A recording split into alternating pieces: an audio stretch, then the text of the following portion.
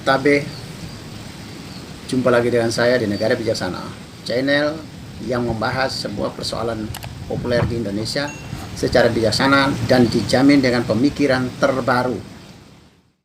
Saya mau menjelaskan bagian kedua. Kalau dulu ada 10 edisi PDC, bagian pertama yaitu merintis PDC. Sekarang bagian kedua adalah pelaksanaan PDC.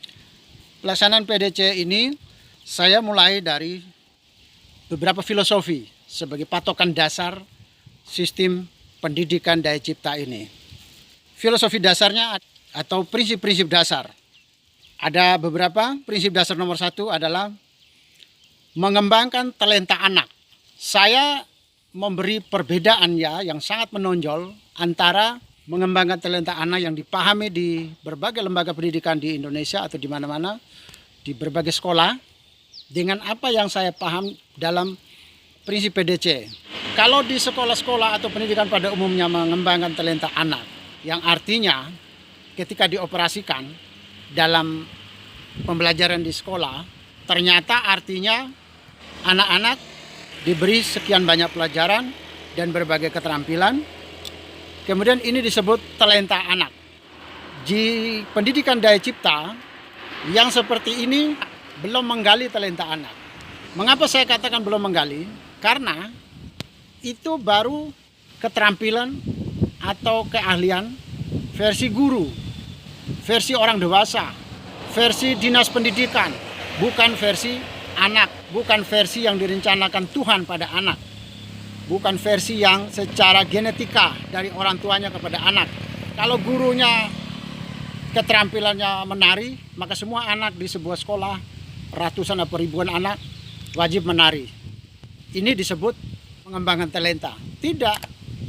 Ini disebut mengintervensi anak lewat kemauan guru atau kemauan dinas pendidikan, bukan anak. Ada 1000 anak di sekolah itu, semuanya disuruh menari, semuanya disuruh sepak bola, semuanya disuruh melukis, semua disuruh mematung, mengukir, menyanyi. Kalau mereka disuruh memilih belum tentu. Nah, ini yang maksud saya, versi seperti ini tidak disebut pengembangan talenta anak. Dari mana sekolah atau guru atau lembaga pendidikan tahu atau orang tua tahu bahwa anaknya itu talentanya menari atau anaknya talentanya sepak bola? Belum tentu. Di antara 1000 anak paling-paling 5% tidak sampai yang talenta di sepak bola. Yang lainnya kan cuma dipaksakan untuk sepak bola. Berarti talenta dia yang sesungguhnya tidak tergalikan. Di dalam sistem PDC ini dipastikan setiap yang anak lakukan adalah yang talentanya dia.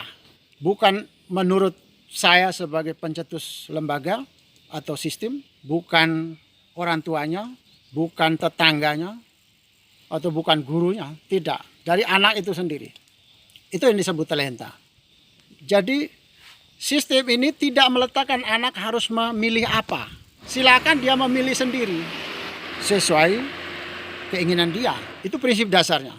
Jadi tidak pernah menjejali anak untuk mempelajari sesuatu yang bukan dari pilihan dia.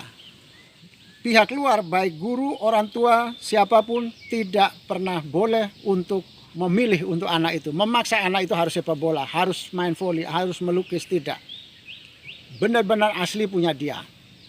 Bagaimana kalau dia pindah lagi? Hari ini dia sepak bola, besok dia pindah ke voli. Bulan depan dia pindah ke menari. Berikut lagi dia akan pindah ke melukis. Tidak apa-apa.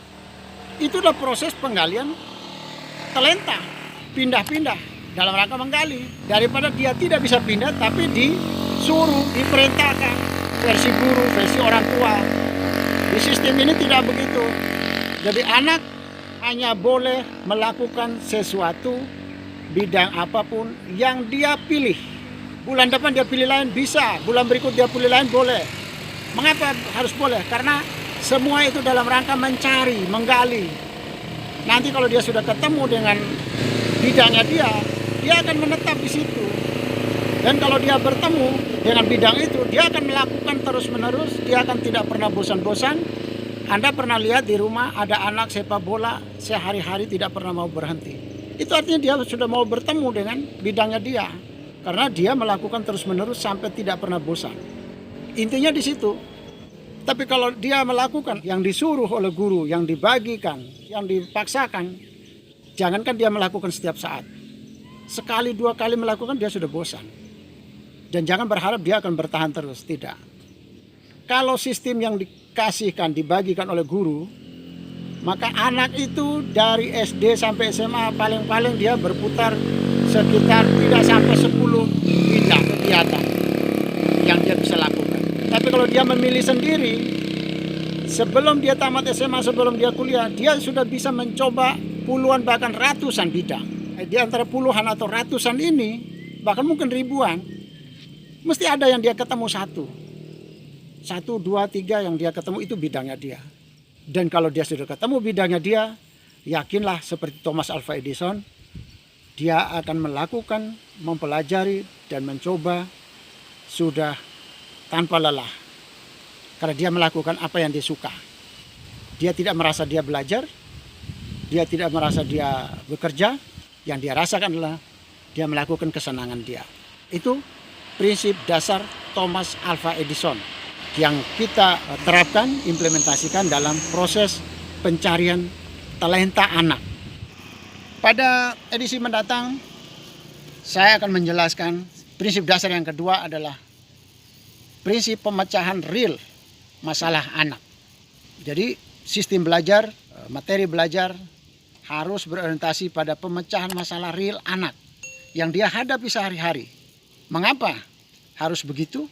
Bagaimana cara menemukan masalah real anak? Nantikan pada edisi berikut. Jika Anda setuju dengan saya, Anda seide dengan saya, berarti kita berada pada satu perjuangan yang sama, yaitu ingin melihat Indonesia menjadi lebih baik, Indonesia menjadi negara yang bijaksana yang kita impikan. Caranya adalah dengan Anda memberi dukungan dan berpartisipasi dalam channel ini. Subscribe di bawah channel ini, bunyikan lonceng di sampingnya untuk menunjukkan Anda berlangganan secara gratis, dan ada pemberitahuan setiap kali saya mengirim edisi baru. Dan jika Anda setuju dengan ide ini, jangan lupa bagikan ke semua relasi Anda. Terima kasih.